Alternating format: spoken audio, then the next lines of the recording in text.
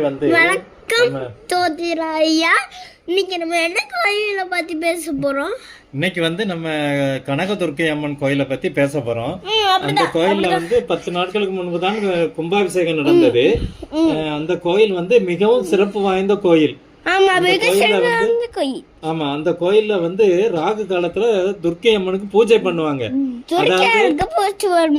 வெள்ளிக்கிழமை 10-12, வெள்ளிக்கிழமைக்கு 10-12, செவ்வாய்க்கிழமை 3-4, 3-4, ஞாயிற்றுக்கிழமை வந்து 4-6 டைம்ல வந்து துர்க்கை அம்மனுக்கு பூஜை பண்றாங்க. இந்த கோயில் வந்து ரொம்ப வருஷமா முகப்பேர்ல இருக்குது.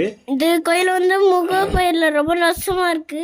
இந்த கோயில்ல வந்து இப்பதான் கும்பாபிஷேகம் பண்ணாங்க. மக்கள் எல்லோரும் அத கும்பாபிஷேகத்தை கண்டு கழித்ததை வந்து நான் வீடியோவாக போட்டிருக்கிறேன். வேற என்ன சிறப்பு அம்சம்னா, இந்த கோயிலுக்கு வந்து மாடி மாதிரி அமைச்சிருக்காங்க. இந்த மாடியில வந்து நரசிம்மர் இருக்கிறார், கிருஷ்ணர் இருக்கிறார், அப்புறம் நிறைய சாமிகள்லாம் இருக்கிறாங்க. பெருமாள் அவதாரம் இருக்குது. அதே மாதிரி சிவனை வந்து நிறைய லிங்கம் இருக்குது. ஒவ்வொரு ராசிக்கும் நட்சத்திரத்துக்கும் என்னென்ன இது சிவன் கோயில் பொருந்தும், எந்த ஊர்ல உள்ள சிவன் கோயில வணங்கினா துலா ராசி நல்லா இருப்பாங்க, மேச ராசி நல்லா இருப்பாங்க. அதுமே மேச ராசில வந்து 12 ராசிகளுக்கும் என்னென்ன பலன் கிடைக்கும் ஒவ்வொரு சிவலிங்கம் இருக்குது.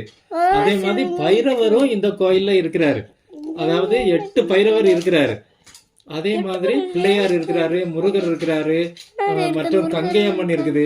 அங்க ஒரு கோயில் கிணறு இருக்குது. அந்த கிணத்துக்குள்ள வந்து கங்கையம்மன் இருக்கிறாரு நினைச்சுக்கிட்டு எல்லாருமே அதுல காசு போடுறாங்க. காசு போட்டாங்கன்னா அவங்களுக்கு நிறைய சேரும். எல்லோரும் வந்து கனகதுர்க்கை அம்மனை வந்து தரிசிங்க. உங்களுக்கு செலவழித்து போயிருந்தாங்க. உங்களுக்கு தெரிவித்து வருகிறேன். இந்த கோயிலை வந்து பாருங்கள். உங்களுக்கு எல்லாம் நல்லதாக நடக்கும். என்னுடைய நன்றி, வணக்கம். சப்ஸ்கிரைப் பண்ணுங்க, லைக் பண்ணுங்க, ஷேர் பண்ணுங்க. நன்றி, வணக்கம்.